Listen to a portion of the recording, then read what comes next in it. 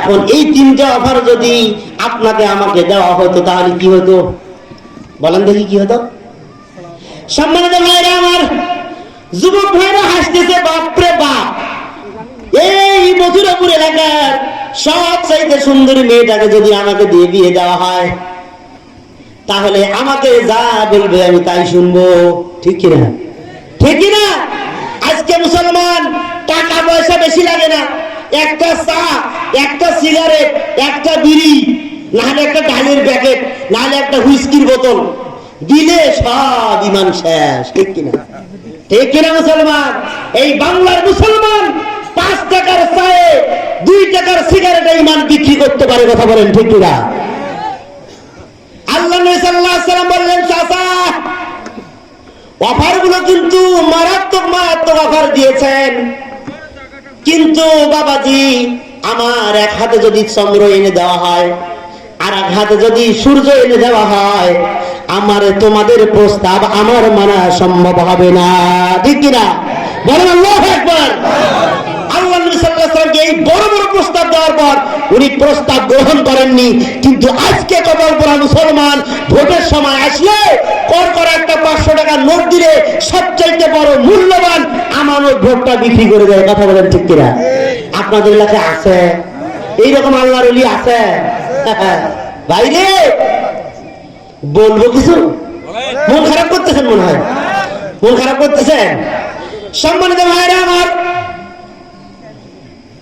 এইরকম প্রকৃত ইমানদার যারা, প্রকৃত আল্লাহ প্রেমী যারা, রাসূল প্রেমী যারা, যুগে যুগে তাদেরকে অফার দেওয়া হয়েছিল, তারা কিন্তু কাফির মুশরিকদের, মুনাফিকদের কোনো অফার কখনো গ্রহণ করেন নাই।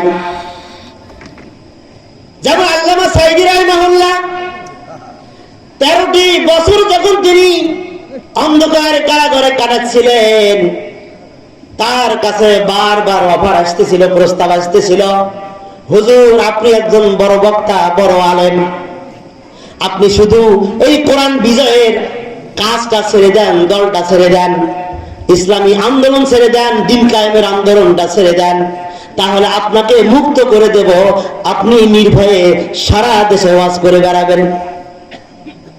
সম্মানিত ভাইয়েরা আমার, এই বাংলার জমিনে দেখেছি শত শত হাজার হাজার হুজুররা, শায়েখরা, মৌলবীরা, মুফতি মাওলানারা নির্বিঘ্নে তারা ওয়াজ করে বেরিয়েছেন।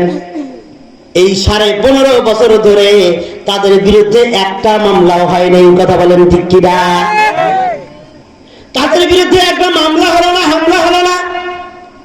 আল্লামা সাঈদী 13টি বছর কারাগারে, কোনো দোষ ছিল না, অপরাধ ছিল না, একটাই মাত্র অপরাধ ছিল, তিনি আল্লাহর কোরআনকে এই জমিনে বিজয় করতে চেয়েছিলেন, যার কারণে 13টি বছর আল্লামা সাঈদীকে জেলের ঘানি টানতে হয়েছে। সর্বশেষ তারা যখন দেখেছে আল্লামা সাঈদীকে প্রস্তাব দিয়ে কাজ হচ্ছে না, দেশের পরিস্থিতি ভালো না, তখন তাকে, সুস্থ মানুষটাকে অসুস্থ দেখিয়ে হাসপাতালে নিয়ে গিয়ে দুষ্প্রয়োগ করে তাকে শহীদ করে দেওয়া হয়েছে। কথা বলেন ঠিক কিনা?